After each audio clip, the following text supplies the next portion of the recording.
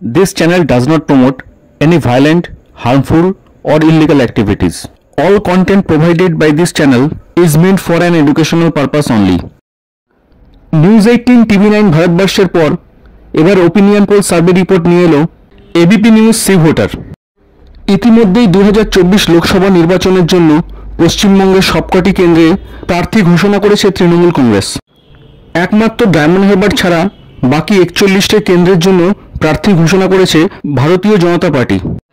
আমাদের আজকের প্রতিবেদনে তুলে ধরা হচ্ছে নিউজ চ্যানেল এবিপি আনন্দে এপ্রিল মাসের 12 তারিখে প্রকাশিত সি ভোটারের সমীক্ষা রিপোর্টটি।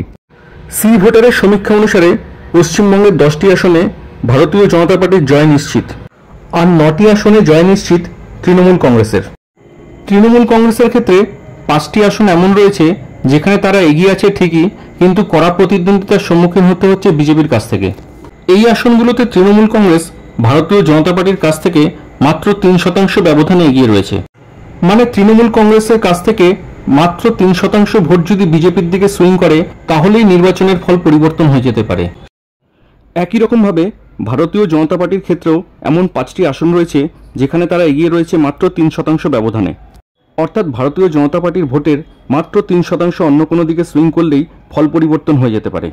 একবার চোখ বুলিয়ে দেখে নেওয়া যাক ভারতীয় জনতা পার্টির সেই 3% ভোটে এগিয়ে থাকা কেন্দ্রগুলোর দিকে। প্রথম কেন্দ্র হুগলি।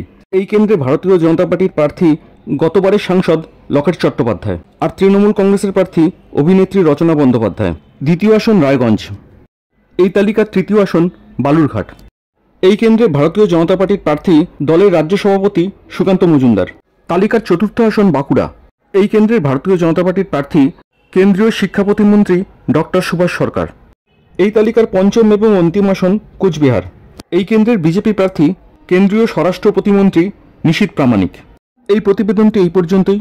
সঙ্গে থাকার জন্য ধন্যবাদ।